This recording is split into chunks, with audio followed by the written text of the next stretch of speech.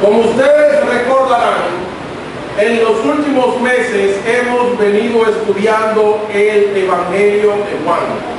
Nosotros en el Evangelio de Juan hemos venido cubriendo diferentes aspectos de la fe, en especial en lo tocante a la obra de el Señor Jesucristo. Y recuerden que el Evangelio de Juan es la colección de 7 señales. ¿Y cuántos discursos? 12 discursos, los cuales el evangelista Juan ha seleccionado. Recuerden que hemos venido memorizando este pasaje, Juan 20, 30 y 31, que como dice el pasaje, hizo además Jesús muchas otras señales en presencia de sus discípulos, las cuales no están escritas en este libro. Pero estas se han escrito para que creáis que Jesús es el Cristo, el Hijo de Dios, y para que creyendo tengáis vida en su nombre.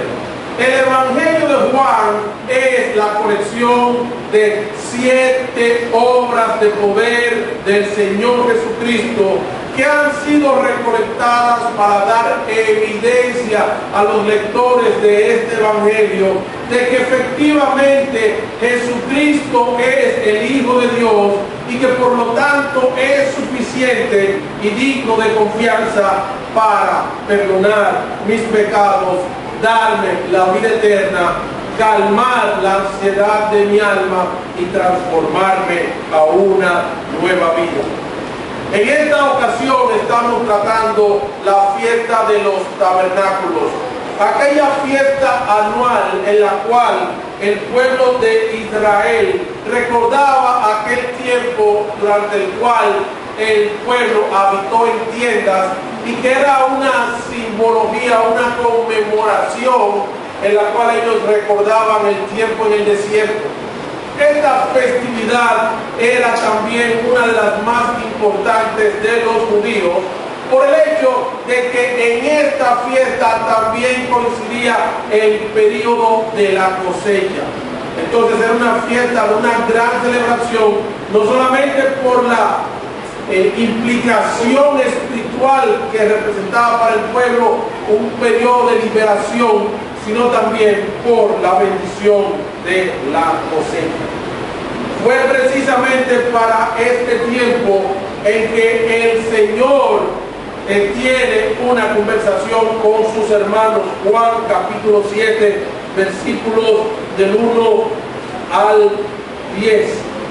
En estos versículos sus hermanos le dicen: bueno, mira, si tú dices ser el Hijo de Dios, si tú dices ser el Mesías, sale aquí de Galilea y vete a Jerusalén, donde tú vas a poder darte a conocer a las personas, inclusive realizar milagros frente a ellos para que ellos te conozcan.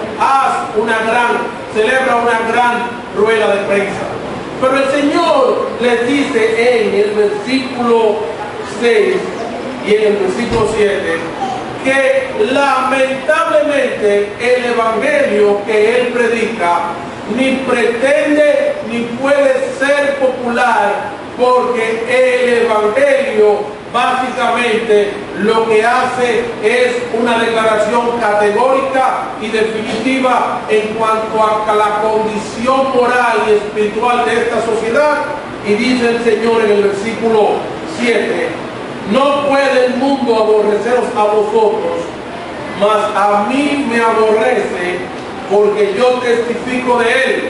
Y el testimonio, lo que Dios dice de esta sociedad hoy en República Dominicana, es que esta sociedad practica obras de maldad y que por lo tanto no puede ser popular. El mundo habrá de rechazarlo. Entonces, en el versículo 10 nos encontramos cuando Jesús, luego de permanecer cierto tiempo en Galilea, él sube a la fiesta en Jerusalén. Y vamos a leer desde el versículo 10 en adelante. Juan capítulo 7, nos dice el Evangelio. Pero después que sus hermanos habían subido, entonces él también subió a la fiesta, no abiertamente, sino en secreto. Y le buscaban los judíos en la fiesta y decían: ¿dónde está aquel? Porque en las fiestas anteriores Jesús se había hecho notorio, no solo por sus enseñanzas, sino también por las grandes señales que hacía entre el pueblo. Y había un gran murmullo acerca de él entre la multitud, pues unos decían: es bueno, pero otros decían: no, sino que engaña al pueblo. Pero ninguno hablaba abiertamente de él por miedo a los judíos. Aquí, cuando se refiere a los judíos, nos vamos a encontrar que se está refiriendo a tres grupos de personas diferentes. En el versículo 13 nos habla de los judíos, de las autoridades religiosas que habían acordado matar a Jesús a causa de los celos. Versículo 14. Mas a la mitad de la fiesta subió Jesús al templo y ¿qué hacía? Enseñaba. Nosotros vemos que aunque la Biblia nos relata muchas obras de poder en la vida del Señor Jesús, su mayor actividad fue dedicarse a la enseñanza del pueblo. Y se maravillaban los judíos diciendo: ¿cómo sabe este letras sin haber estudiado? Esto nos introduce a las grandes interrogantes que había sobre la persona de Jesús en cuanto a su mensaje. Y la pregunta que ellos hacen, que se maravillaban, es: ¿cómo puede este hablar así sin haber estudiado? Y básicamente lo que ellos están llamando la atención, que por lo penetrante del mensaje del Señor, por cómo él llegaba al corazón, como todo el que escucha el Evangelio, que siente que están hablando de mí, de que alguien le contó mi vida, así mismo el Señor hablaba. Y esto colocaba al Señor en una posición diferente al estilo que practicaban los líderes religiosos. De hecho, ellos sabían de antemano que Jesús no era discípulo de los grandes maestros judíos, porque en primer lugar, ni siquiera los grandes maestros judíos conocían a Jesús en esta dimensión. Tanto es así que el mismo Nicodemo, cuando le visita en aquella entrevista en la noche, no le dice: mira, Jesús, caramba, yo sí me alegro, tú sí has echado para adelante. Yo sabía que desde que yo te vi en la escuela con el rabino tal, yo dije: ese muchacho va a echar para adelante. No, nadie puede decir eso de Jesús, porque él no era discípulo, no provenía de las escuelas. También su estilo era diferente porque era penetrante y con autoridad. Con frecuencia Jesús sostuvo debates donde corregía el pensamiento defectuoso de los grandes maestros judíos. Y excedía también el conocimiento a todos los maestros juntos de Jerusalén y en cualquier sitio donde hubiesen maestros importantes de la fe del judaísmo. Entonces, esto nos lleva a la pregunta que se hacían los peregrinos y los que lo escuchaban, que decían: ¿cómo sabe este de letras sin haber estudiado? Y la pregunta sería, llevando a nuestros términos actuales: ¿estaríamos frente a un autodidacta o a un genio? Versículos 16 y 18. Versículo 15 hace la pregunta: y se maravillaban los judíos diciendo: ¿cómo sabe este de letras sin haber estudiado? Jesús le respondió: mi doctrina no es mía, sino de aquel que me envió. En vez de él haber venido y ser un autodidacta o haber desarrollado un sistema propio para así ganar la atención del pueblo, en el versículo 12, sino como decían que él engañaba al pueblo. Por el contrario, Jesús dice: mira, mi enseñanza no proviene de mí, no es el resultado de mi ocurrencia ni de mi autoría, sino que esta enseñanza viene de aquel que me envió, del Padre.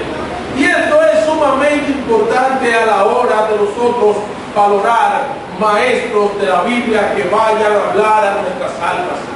Porque muchas veces las personas hablan y vienen a contar sus propias experiencias, o cómo ellos se exaltan a sí mismos explicando de cómo adquirieron este conocimiento y cómo llegaron a ciertas conclusiones.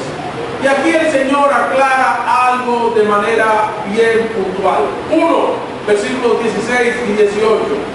Yo no hablo por mi propia cuenta, porque yo lo que hablo son las palabras fieles de aquel que me envió, y está refiriéndose a las palabras del Padre que él también repetía.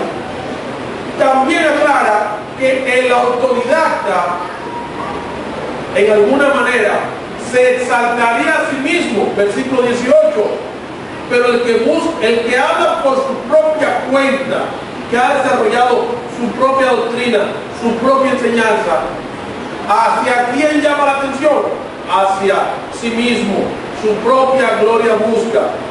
Pero el que busca la gloria del que le envió, este es verdadero y no hay en él injusticia.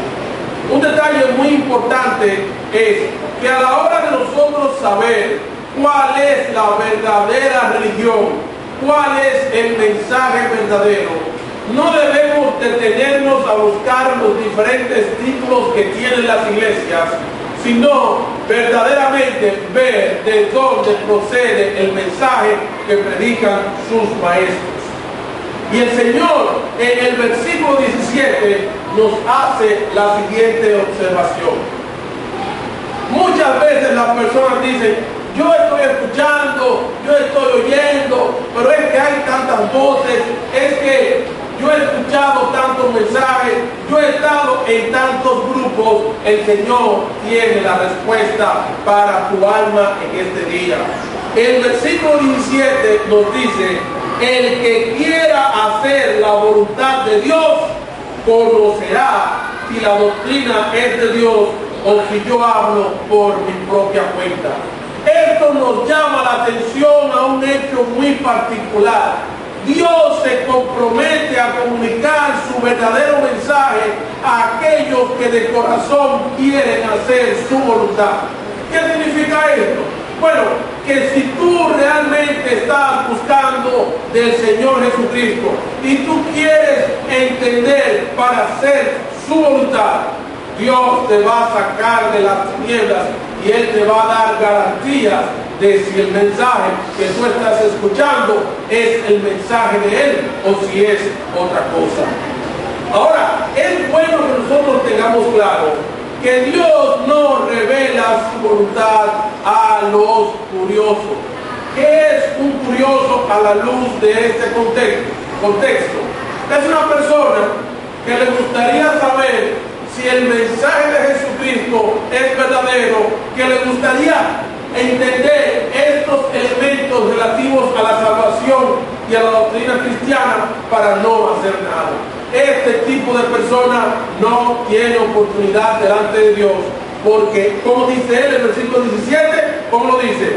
El que quiera hacer la voluntad de Dios, ¿qué hará?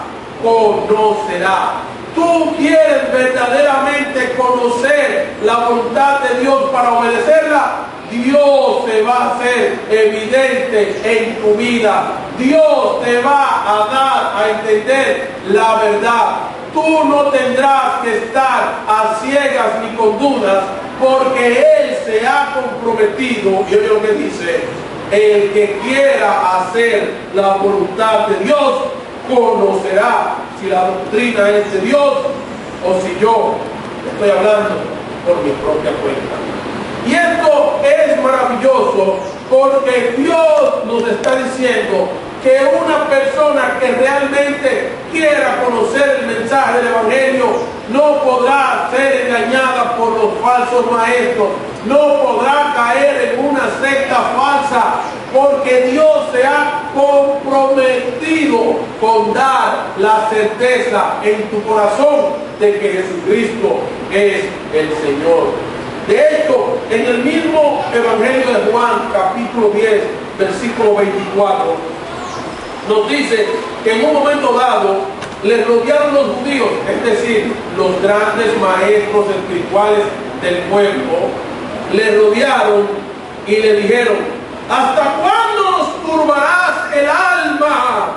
Si tú eres el Cristo, dínoslo abiertamente.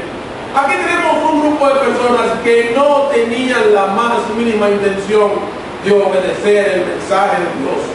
Y miren lo que pasó, versículo 25. ¿Qué le están diciendo? Dínoslo abiertamente. Jesús le respondió: os lo he dicho, ¿y qué? Y no creéis. Las obras que yo hago en nombre de mi Padre, ellas dan testimonio de mí. Él en más de una ocasión dijo: mira, estas obras que estamos viendo, estos 7 milagros del Evangelio de Juan, que están registrados en el Evangelio de Juan, son el testimonio directo de Dios para certificar que Jesucristo no era simplemente uno más que pretendía ser el Mesías, o uno más que decía: crean en mí. Estas obras innegables, como la resurrección de Lázaro, como cuando le dio de nuevo la vista al ciego de nacimiento, o cuando le dio la vista al ciego de nacimiento, como cuando levantó al paralítico de 38 años y todas estas cosas, así como cuando convirtió el agua en vino, eran el testimonio de parte de Dios que Jesucristo es el mensajero de Dios. Pero ellos, que no tenían en mente obedecer, simplemente no entendieron y no creyeron. Pero yo he querido compartir con ustedes 3 testimonios de la Biblia de personas que querían conocer la voluntad de Dios y que Dios vino y le envió su mensajero para que ellos creyeran. Esto es impresionante, lo que el Señor hace para que alguien escuche el mensaje del Evangelio. Precisamente en el libro de Hechos tenemos 3 personas los cuales experimentaron la bendición de recibir la intervención divina para que ellos pudieran escuchar el Evangelio de salvación. El primer caso de alguien que tenía interés en conocer el mensaje de Dios fue el eunuco de Etiopía. Uno que era un oficial. Lo vamos a leer en los versículos del 26 al 40 del capítulo 8 del libro de Hechos, el próximo libro después del Evangelio de Juan. Fíjense cómo Dios interviene para darle a conocer su Evangelio a todo el que de verdad quiera conocer la verdad para obedecerla. Versículo 8, versículo 26. Un ángel del Señor habló a Felipe diciendo, oigan cómo empieza esto: Dios es quien interviene y Dios es quien de manera sobrenatural envía a sus siervos para que prediquen el Evangelio. Pongan atención a esto. En los 3 casos que vamos a ver, la predicación del Evangelio no es el producto de que Elías se quiso enganchar a predicador, ni que Elías le quiere dar una mente, ni que Alberto le ha cogido preso. Cuando alguien se acerca a otra persona para predicar el Evangelio, es porque Dios lo ha impulsado. Versículo 26. Un ángel del Señor habló a Felipe diciendo, levántate y ve hacia el sur, por el camino que desciende de Jerusalén a Gaza, el cual, ¿cómo es? El camino es desierto. Entonces él, en obediencia, se levantó y fue. Y sucedió que un etíope, que como nos dice aquí que era un eunuco, funcionario de Candace, reina de los etíopes, estamos hablando de una persona muy bien posicionada y que era una persona, un ministro de esta reina, el cual estaba sobre todos sus tesoros y había venido a Jerusalén para adorar. Estamos hablando de una persona que había escuchado del Dios de Israel y había decidido participar en las celebraciones del templo, en las festividades religiosas. Versículo 28. Volvía sentado en su carro y leyendo al profeta Isaías. Métanse conmigo en el pasaje para que ustedes entiendan lo que está pasando. Este hombre, que de seguro hablaba otro idioma, posiblemente estaba leyendo en idioma hebreo o en idioma griego, y él pudiera estar haciendo como los que leen en voz alta. Volvía sentado en su carro y leyendo al profeta Isaías. Y oigan, y en ese mismo momento el Espíritu le dijo a Felipe, aquel que Dios avisó por medio del ángel que fuera al camino desierto, le dijo, acércate y júntate a ese carro. Acudiendo Felipe, ¿qué significa esto? Obedeciendo lo que Dios le dijo, le oyó que leía el profeta. Él estaba leyendo en voz alta al profeta Isaías y dijo, ¿entiendes lo que lees? Él dijo, ¿y cómo podré si alguno no me enseñara? Él estaba repitiendo, pero no estaba entendiendo completamente nada. Aquí tenemos una persona que tiene el interés, tiene el deseo de conocer de la voluntad de Dios, pero todavía no ha recibido la luz, no tiene las herramientas. Y rogó a Felipe que se subiese y se sentara con él. Evidentemente que esta pregunta es sumamente importante porque le llama la atención a la realidad de que tú puedes estar leyendo pero no entendiendo. Y él le dice, súbete conmigo al carro para que me expliques. El pasaje de la escritura que leía era este: como oveja a la muerte fue llevado, y como cordero mudo delante del que lo trasquila, así no dio su boca. En su humillación no se le hizo justicia, mas su generación, ¿quién la contará? Porque fue quitada de la tierra su vida. Respondiendo el eunuco, dijo a Felipe, te ruego que me digas. Y fíjense que él tiene interés, porque 2 veces se ha dirigido a Felipe, y ¿qué le dijo? Te ruego que subas al carro. Y ahora digo, te ruego que me digas, me expliques. Ahora, un detalle. Acuérdense que nosotros estamos hablando de una persona que estaba pidiendo a la orilla del camino con una latica. Estaba hablando, era todo un gran funcionario. Estamos hablando de una persona cuyo problema no estaba basado ni en la compra, ni en la luz, ni en el pago, ni en la cuenta. Y cuando él le dice a Felipe, te ruego, él está diciendo que tiene una necesidad y una limitación que ninguno de sus medios puede satisfacer. Versículo 35, y mírenlo ahí. Entonces Felipe, abriendo su boca y comenzando desde esta escritura, le anunció el evangelio de Jesús.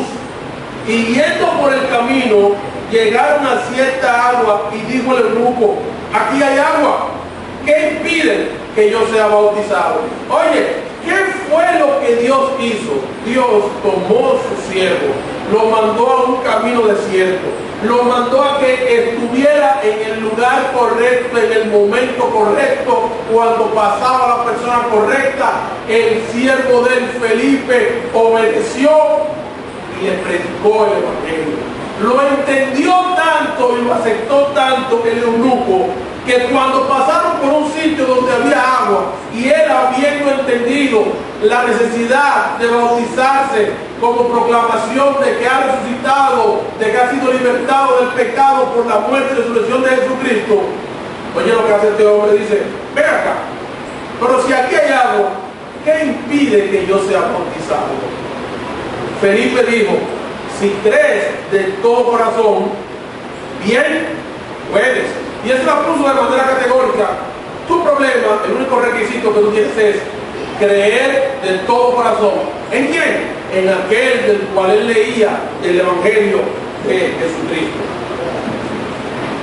Y respondiendo dijo: creo que Jesucristo es el Hijo de Dios. Atención, cuando a él le explicaron el Evangelio, ¿qué dijo él? Yo creo. Es decir, que él tenía una necesidad, él tenía una sed por escuchar la palabra de Dios, pero tan pronto alguien le aclaró el mensaje, la palabra de Dios, te dijo él: eso mismo era lo que yo andaba buscando. Yo creo que Jesucristo es el Hijo de Dios. Y mandó a parar el carro, su procesión, su caravana, lo que fuera, y descendieron ambos al agua, Felipe y el eunuco, y le bautizó. Cuando subieron del agua, el Espíritu del Señor arrebató a Felipe, y el eunuco no le vio más y siguió gozoso su camino. Este pasaje es muy importante porque este pasaje nos llama la atención con relación a ciertas personas que aparecen en nuestra vida en situaciones las más variadas que podamos imaginar, donde cualquiera podría preguntarse: ¿y de dónde salió este que me está predicando? Oye, ¿tú sabes de dónde salió ese que te está predicando? ¿Quién lo envió? ¿Quién lo envió? ¿Quién te predicó a ti? ¿Quién lo envió? ¿Quién te predicó a ti? ¿Quién lo envió? ¿Quién le predicó a ti? ¿Quién está predicando? ¿Quién me envió a mí a predicarle a ustedes en este momento? ¿Quién?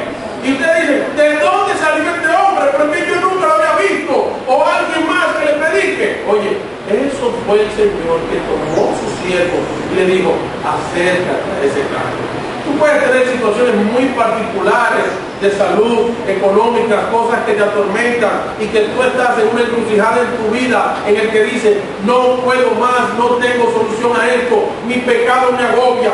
Y Dios le ha dicho a su siervo: acércate a ese carro. Las personas que se acercan a ti para predicarte el Evangelio son ministros enviados directamente por Dios. Si tú tienes el interés, Dios te ha enviado y te habrá de enviar quien te predique el Evangelio. Pero el interés no es algo que sale de la boca para afuera. Si hay un interés real, el resultado de quien cree, ¿qué dice? Habrá también de confesar a Jesucristo. Recuerda, el que quiera hacer la voluntad de Dios, ¿qué pasa? Conocerá. Dios nos garantiza el conocimiento, el entendimiento acerca del Señor Jesucristo. También hay otro pasaje muy singular que está en Hechos capítulo 10, que nos habla de la historia de Cornelio. Cornelio era un centurión que tenía bajo su mando una gran cantidad de soldados del Imperio Romano. Y se nos dice que él, vamos a leer algunos versículos porque este es largo, pero para que ustedes vean.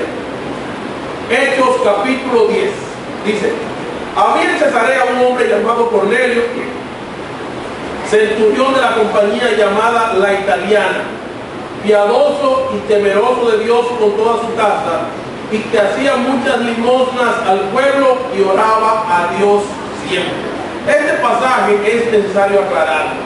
Una persona temerosa de Dios en este momento de la historia era una persona que había aceptado la fe monoteísta del pueblo de Israel, pero que no se había completado el proceso de hacerse prosélito, que en el caso de los hombres incluía la circuncisión. Entonces estamos en una persona que está identificado con la fe de Israel, y él está orando a Dios, aparte de que hace muchas buenas obras.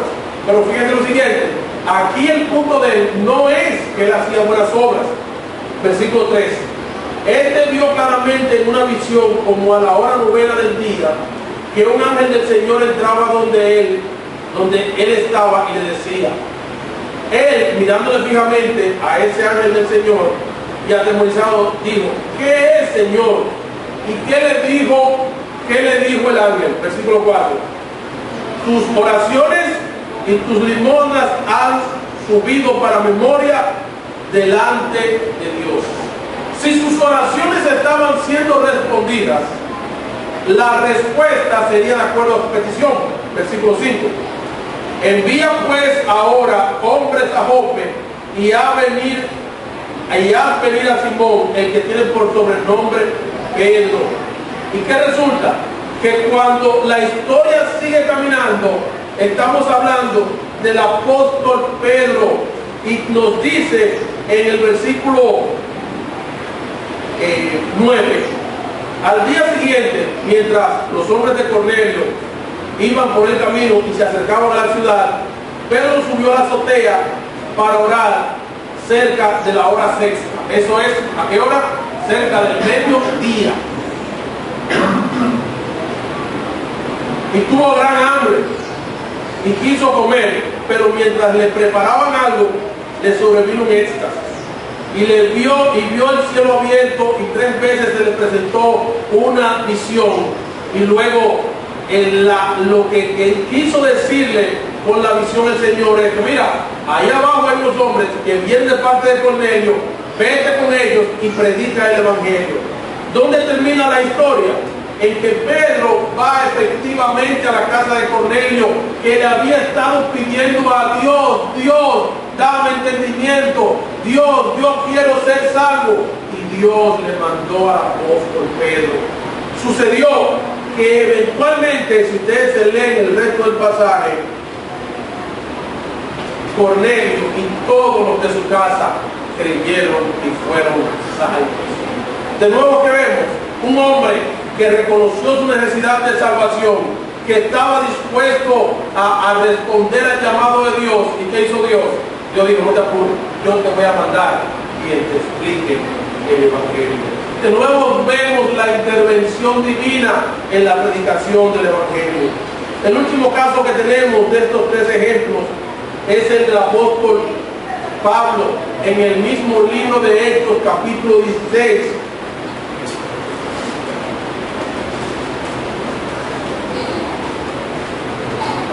Y este sí es un pasaje impresionante. Lo voy a leer un poquito rápido, a partir del versículo 6. Y atravesando Frigia y la provincia de Galacia, les fue prohibido por el Espíritu Santo hablar la palabra de Dios. Dios les dijo: no se detengan ahí, sigan para adelante. Y cuando llegaron a Misia, intentaron ir a Bitinia, y que Dios les dijo: no, tampoco se vayan por ahí, sigan por aquí. Y pasando junto a Misia, descendieron a Troas. Ahí el Señor no tuvo ningún problema. Y estando en Troas, se le mostró a Pablo una visión de noche. Un varón macedonio que estaba en pie, rogándole y diciéndole: pasa a Macedonia y ayúdanos. Cuando vio la visión, ¿qué hizo? Enseguida procuraron partir para Macedonia, dando por cierto que Dios nos llamaba para que le anunciásemos el Evangelio. Y esto es interesante a las personas creyentes. Cuando Dios te da la oportunidad de predicar, cuando Dios te pone carga por una persona, ¿sabes lo que tienes que hacer? Vete inmediatamente, obedece el mandato de Dios y predica el Evangelio. Resulta que en esta historia hay 3 personas importantes que se mencionan. Cuando ellos llegaron a Macedonia, la ciudad principal en Filipos, ahí ellos le predicaron a una mujer que se llamaba Lidia. Esa fue la primera que se convirtió en la provincia de Asia. Había también una joven que, como diríamos aquí, se montaba y por un espíritu de adivinación decía: miren, esos son los predicadores del Evangelio de Jesucristo. Y a Pablo no le gustaba la insistencia de ella, y Pablo la reprendió. A consecuencia de eso, que la gente, que los amos de la señorita ganaban dinero por las adivinanzas que ella resolvía, Pablo y Silas cayeron presos. Y los maltrataron y los golpearon mucho. Y cayeron presos de manera injusta. Versículo 19. Pero viendo sus amos que había salido la esperanza de su ganancia, prendieron a Pablo y a Silas y los trajeron al foro ante las autoridades. Y presentándolos a los magistrados, dijeron: estos hombres, siendo judíos, alborotan nuestra ciudad y enseñan costumbres que no nos es lícito recibir ni hacer, pues somos romanos. Y se agolpó el pueblo contra ellos, y los magistrados, rasgándole las ropas, ordenaron azotarles con varas. Después de haberle azotado, como dice ahí, mucho, es decir, que a ellos le dieron una golpiza, y ellos estaban haciendo algo malo, no, yo nada más estaba predicando el evangelio. Pero yo quiero que en este pasaje ustedes vean hasta dónde Dios está dispuesto a sacrificar a sus siervos para salvar las almas que Él ha escogido y que están buscándole de corazón. Versículo, ¿en qué versículo estaba? En el 23. Después de haber azotado mucho, los echaron en la cárcel, mandando al carcelero que los guardase con seguridad, el cual, recibido este mandato, lo metió en el calabozo de más abajo. Si había calor era un problema, y si había frío era un problema. Era en el de más abajo. El de más adentro, y les aseguró los pies en el cepo. Oye, pero ¿cómo están estas personas? Estas personas, su cuerpo están lacerados, están completamente dolidos. Estas personas quizás no tenían ni cómo sentarse, ni estar parados, ni de pie, estaban completamente destruidos. Versículo 25, pero miren lo que Dios hace. Pero a medianoche, ¿en qué estaban Pablo y Silas? En vez de estar diciendo, esto es una injusticia, uno por ayudar a esta gente que vengan y le hagan esto que le han hecho a uno. Oye lo que estaban ellos, miren qué tremendo creyentes. Pero a medianoche, orando, Pablo y Silas, oigan lo que ellos hacían, después de una golpiza como la que le habían dado, cantaban himnos a Dios. ¿Y qué hacían los presos? Oían. Entonces sobrevino de repente un gran terremoto, de tal manera que los cimientos de la cárcel se sacudían, y al instante se abrieron todas las puertas y las cadenas de todos se soltaron. Ahí Dios obró de una manera especial. Versículo 27. Despertando el carcelero y viendo las puertas abiertas de las puertas de la cárcel, sacó su espada y se iba a matar, porque él dijo, para que vengan los magistrados y me maten a mí, pues yo me quito la vida, pensando que los presos habían huido. Mas Pablo clamó a gran voz diciendo, no te hagas ningún mal, pues todos estamos aquí.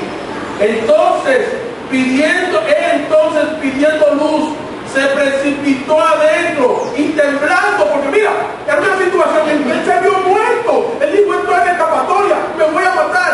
Y cuando él ve que los presos están ahí, dice, no, pero aquí está pasando algo. Y tembloroso, óyete, se acercó y se postró a los pies de ellos y dijo, no, mira, aquí está pasando algo raro. Y sacándoles, les dijo, señores, y miren la pregunta de él, ¿qué debo hacer para ser salvo? Oye, este pasaje nos explica la urgencia que Dios tenía de que ellos no se pararan en las ciudades anteriores, sino que llegaran hasta Macedonia, porque en Macedonia era parte del plan de Dios que ellos cayeran presos de manera injusta. ¿Para qué? Para que le predicaran a un carcelero. Es decir, que muchas de las injusticias que nosotros sufrimos, ¿quién está detrás de estas injusticias? Dios. ¿Con qué propósito? Que le prediquemos a alguna persona que de otra manera no podría hacerse. ¿Por qué los creyentes caen enfermos? ¿Por qué? Porque hay doctores a los que hay que predicarles. Miren, nosotros conocemos un pastor que se llama Samuel Horn en Estados Unidos. Y él y su esposa sufren de cáncer. Pero otras personas de su iglesia también sufren de cáncer. ¿Y saben lo que sucedió? Que había un médico que atendía a varias de estas personas que sufrían de cáncer en esta iglesia. Díganme ustedes qué pasó con el médico. El médico hoy es creyente y asiste a la misma iglesia donde el esposo de su paciente es pastor. ¿Saben lo que esto significa? Dios está dispuesto a que nosotros sacrificamos nuestra vida a cuenta de que un alma sea salva. Versículo 30. ¿Qué debo hacer para ser salvo? Y no estamos hablando de una persona curiosa. Ellos dijeron, cree en el Señor Jesucristo y serás salvo, tú y tu casa. ¿Y qué hicieron? Y le hablaron la palabra del Señor a él y a todos los que estaban en su casa, y él, tomándole en aquella misma hora de la noche, le lavó las heridas, y enseguida, ¿qué pasó? Se bautizó él. ¿Con quién más? Con toda su familia. Señores, Dios está dispuesto a que sus siervos den la vida por predicar el Evangelio a alguien que todavía no lo conoce.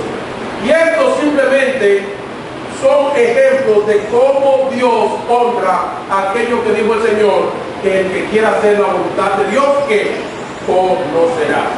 El Evangelio, viendo desde el punto de vista positivo, el evangelismo o predicación, es la obra sobrenatural mediante la cual Dios hace llegar el conocimiento de la verdad a los hombres, de manera que los que estén buscando de corazón tengan la certeza de que el mensaje de Jesucristo es la respuesta de Dios a su necesidad de salvación.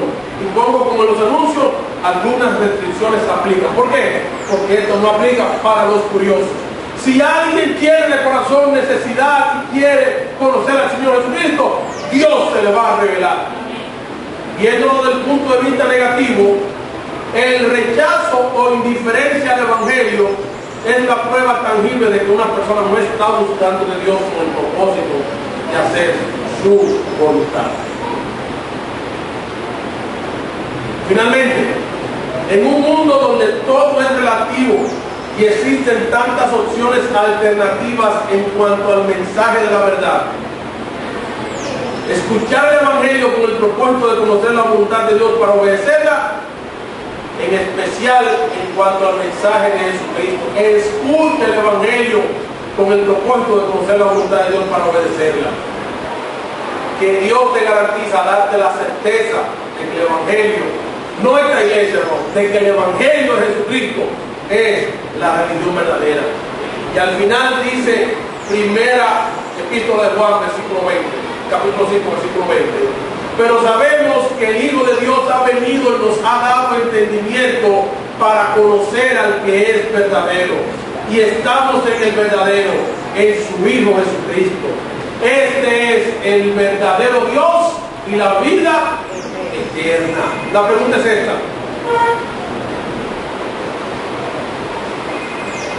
Si Dios te ha traído a ti, te ha puesto en contacto con creyentes que te prediquen el Evangelio, la pregunta que te tengo es esta: ¿estás tú escuchando con propósito de conocer a Jesucristo para salvación o simplemente estás de curioso? Si estás comprometido con obedecer lo que Dios va a hacer en tu vida cuando Él te revele su verdad, oye, tú vas a terminar siendo creyente. Pero si realmente tú dices, bueno, yo porque quería oír, yo porque quería ver, yo porque lo que fuera, lamentablemente Dios no se va a hacer evidente en tu vida. Y óyete, Dios hace un llamado general a todos los hombres a que se arrepientan, pero existe una respuesta en lo particular de que las personas que han sido escogidas para ser salvas van a responder y se van a interesar en conocer más para completar el proceso y llegar a ser salvos. El que quiera hacer la voluntad de Dios, que conocerá. ¿Tú quieres hacer la voluntad de Dios? Tú habrás de ser salvo. Ven al Señor Jesucristo para que seas salvo. Es la garantía que el Señor nos da en esta mañana. Que el Señor les bendiga a todos, los lleve a su casa, cuide de los suyos, de sus esposos, de sus hijos, de sus padres, de sus bienes, de su salud y de su alma. Que el Señor nos bendiga a todos en esta mañana. Amén. Estamos despedidos. Gracias por estar con nosotros en este día. Esperamos verles en una próxima oportunidad. Que el Señor les bendiga.